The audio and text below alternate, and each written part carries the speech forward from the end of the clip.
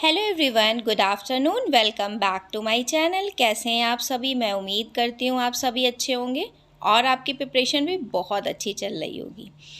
आज हम कुछ इंपॉर्टेंट टॉपिक्स पर डिस्कशन करने वाले हैं। सबसे पहले तो आपने वैकेंसीज़ देख ही ली होंगी कि 7,414 करीब ये आपकी टीचिंग वाली हैं और नॉन टीचिंग की 1,400 कुछ ऐसे करके हैं। तो इतनी टोटल है, ये टीजीटी, पीजीटी और पीआरटी तीनों को मिला करके हैं। तो अगर पीआरटी के एस्पिरेंट्स मेरे चैनल पे ज़्यादा हैं तो पीआरटी की पहले भी किसी टीचर से बात हुई थी तो उन्होंने बोला था अराउंड 2500 के आसपास, 2000 से 2500 के आसपास की वैकेंसी होंगी पीआरटी की। अब देखते हैं, नोटिफिकेशन आता है तो क्या पता चलता है। ठीक है, तो इस हिसाब से वैकेंसी आएंगी आपकी पीआरटी में। ठीक है, और मतलब ये किसी टीचर ने बोला था। ठीक, नेक्स्ट अगर हम बात करें तो शिवा तो एज़ यूजुअल स्कूल जा चुका था और मैं अपना खाना वाना बनाने आ गई।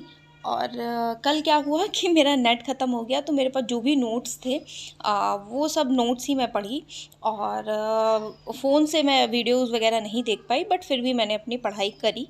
और किसी ने पूछा था, कल ही कमेंट आया था कि जो बिगनर्स हैं वो कैसे प्रिपरेशन अपनी स्टार्ट कर सकते हैं। ठीक है, तो देखिए, बिगनर्स हैं आप तो बिल्कुल आप स्टार्ट कर सकते हैं और क्रैक भी कर सकते हैं। ठीक है, केवीएस पीआरटी का एग्ज़ाम कोई बहुत ज़्यादा टफ नहीं होता है रिटन। ठीक है, इंटरव्यू पर्सनालिटी पे और आपके कॉन्फिडेंस, इन सब चीज़ों पे डिपेंड करता है। बट अगर आप थोड़ा बहुत भी ठीक हैं, सीरियस हैं, पढ़ना चाहते हैं तो कर सकते हैं। कैसे?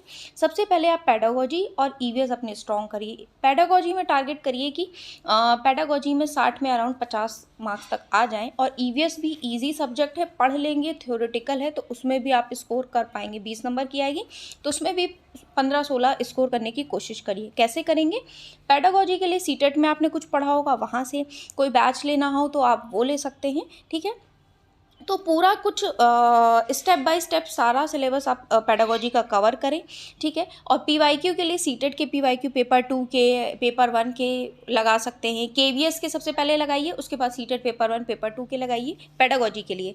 ठीक है, सेम आपको ईवीएस के साथ करना है। ईवीएस 3rd to 5th जो लेवल 1 का सीटेट होता है उसके क्वेश्चंस लगाइए और केवीएस के लगाइए। ठीक है, 3rd to 5th एनसीईआरटी पढ़िए और एडिशनल में आप जैसे बायोस्फीयर है और नेशनल पार्क है, बायोडाइवर्सिटी है, पोल्यूशन है।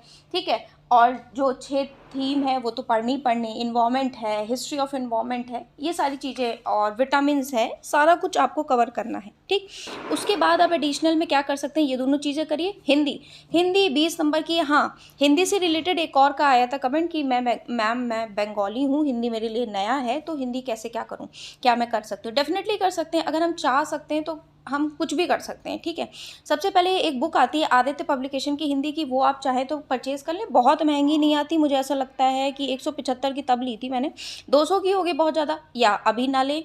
आप यूट्यूब पे जैसे उसमें कुछ ही चैप्टर आते हैं, जैसे संज्ञा, सर्वनाम, क्रिया विशेषण और जिसे आप इंग्लिश में बोलते हैं noun, pronoun, adjective, verb, adverb, conjunction, interjection, preposition, verb, tense, ये सब रिलेटेड यही हिंदी में भी आता है।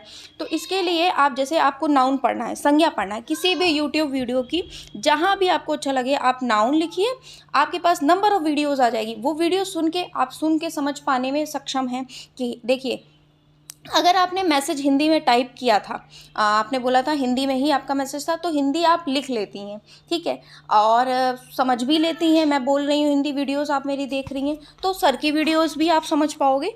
तो वैसे ही आप अपनी हिंदी को तैयार करिए। ठीक, और हिंदी में टारगेट करिए कि बहुत ज़्यादा नहीं, 20 में एटलीस्ट 12-13 नंबर तो ले आएँ। बाकी अदर्स आप अपना ज़्यादा स्ट्रॉन्ग कर लीजिए। हिंदी देखिए बहुत ही इजी आता है, एक बार आप पढ़ने लगेंगी तो हो जाएगा।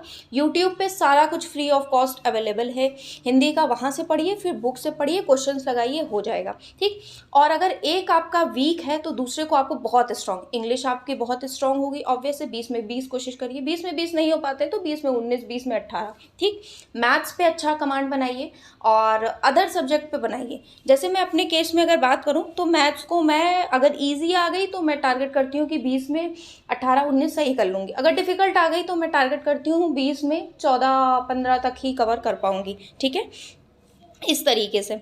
और 2 क्वेश्चंस के मैंने आंसर आप सभी के दे दिए हैं और नेक्स्ट अगर बात करूँ, कल मैंने जो क्वेश्चंस पूछे थे तो उसमें मैंने पूछा था आपसे शायद एज प्रूफ अगर ना हो तो किस आर्टिकल में बोला गया है कि आप मतलब विद्यालय में बच्चे को प्रवेश से इनकार नहीं करेंगे। तो ये धारा 14 आर्टिकल 14 में बोला गया है। और स्टूडेंट को क्लास में फेल नहीं किया जाएगा, ये आर्टिकल 16 में बोला गया है। और हाँ, कल मैंने 60 क्वेश्चन 21 फरवरी 2023 में जो एग्ज़ाम हुआ था पेडागोजी के वो भी लगाए थे। अराउंड कितने 50 क्वेश्चन तक मुझे ठीक ठीक लग रहे थे, मतलब आ रहे थे, समझ में आ रहे थे, है ना। बट बात ये है कि उनके आंसर्स दिए हुए थे तो मैं मानूंगी नहीं कि मैंने खुद से क्या किया क्या नहीं किया। और उसमें भी ये क्वेश्चन पूछा गया था, कल जो मैंने क्वेश्चन पूछा था ना कि RTA एक्ट 2009 कब लागू हुआ, तो उसी 21 फरवरी 2023 के पेपर में ही दिया था। 1 अप्रैल 2010 को ये लागू हुआ था, उसमें भी ये क्वेश्चन पूछा गया था।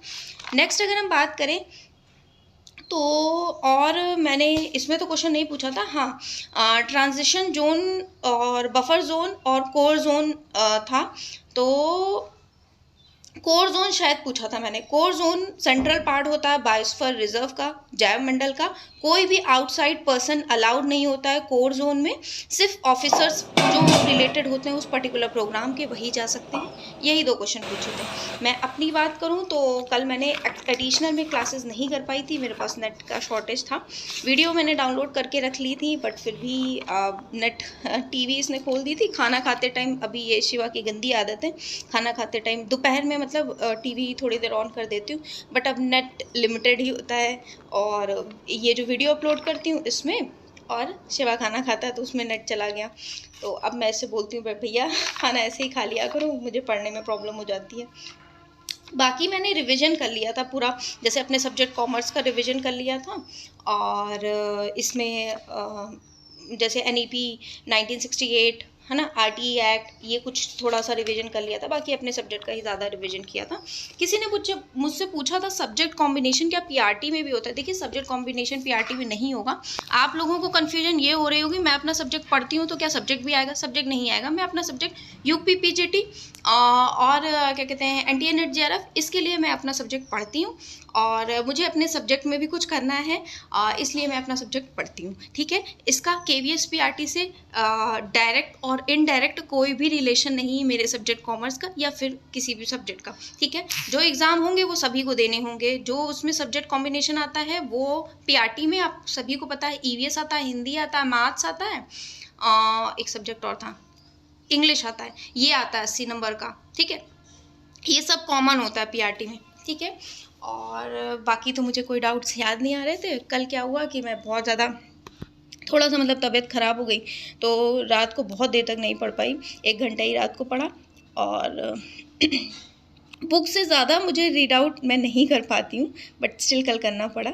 सो आज का वीडियो यही है। बाय एवरीवन, मिलती हूँ।